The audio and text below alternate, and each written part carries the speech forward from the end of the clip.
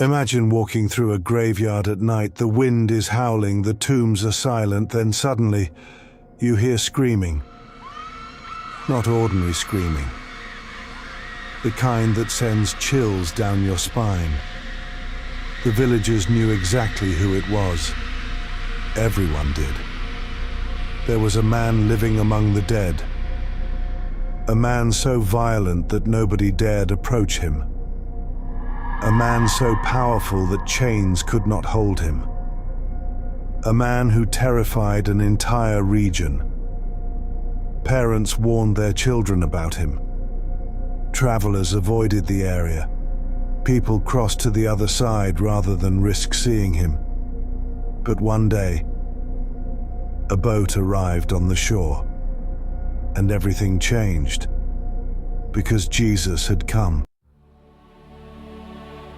And he was about to meet the most feared man in the region.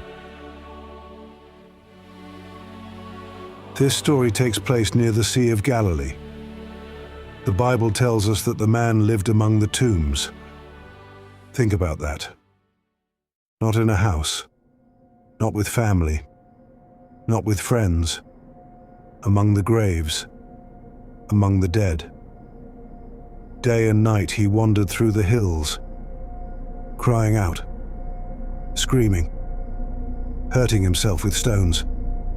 The villagers tried everything. They chained him. They restrained him. They attempted to control him. Nothing worked. Every chain was broken. Every attempt failed. Fear followed him wherever he went. People saw him as dangerous, hopeless, beyond saving, and perhaps the saddest part of all, nobody knew how to help him.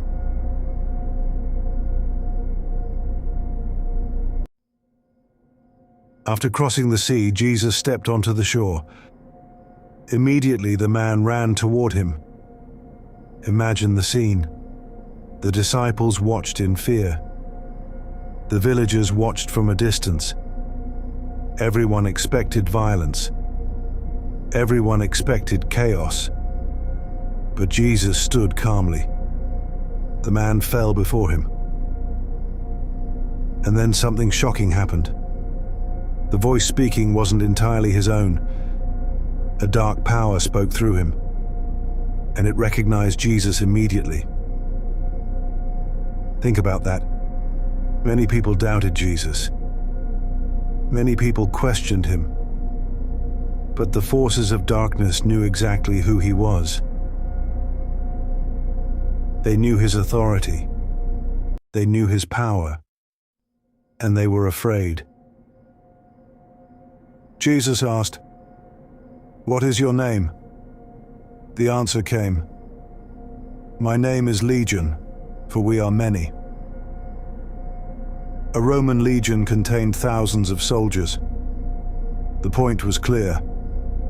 This man's life was completely overwhelmed. His mind was a battlefield. His soul was in torment. His suffering was beyond anything most people could imagine. And yet Jesus wasn't intimidated. Not for a second. Because no matter how powerful darkness appears, it is never more powerful than God. The battle may have looked impossible to everyone else, but not to Jesus. The demons begged Jesus not to send them away. Nearby, a large herd of pigs was feeding. The spirits pleaded for permission to enter them. Jesus allowed it, and suddenly the pigs rushed down a steep slope into the water. The entire herd disappeared. The men caring for the animals ran into town. They told everyone what had happened, and soon a crowd gathered. But what they saw shocked them. The terrifying man was gone. The screaming had stopped. The violence had ended. The fear was gone. For the first time in years, he was sitting peacefully, clothed, calm, restored, in his right mind.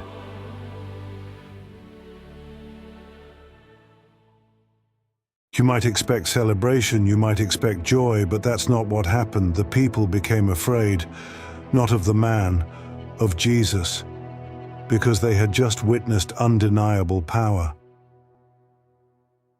A life had been transformed before their eyes. And instead of welcoming Jesus, they asked him to leave. It's one of the strangest moments in the Bible. The Savior had arrived. A miracle had happened. Yet many preferred their comfort over the presence of Christ. And people still make that choice today. As Jesus prepared to leave, the man begged to go with him. Who could blame him? Jesus had given him his life back. But Jesus said something unexpected. He told the man to stay, to return home, to tell others what God had done for him. And that's exactly what he did. The man who once terrified everyone became a messenger of hope. The man nobody wanted near them became someone people listened to.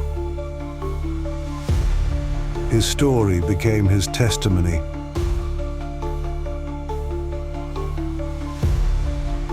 This story isn't really about demons, it's about restoration. It's about a Savior who goes where others won't. A Savior who approaches people everyone else avoids. A Savior who sees value in those society has given up on.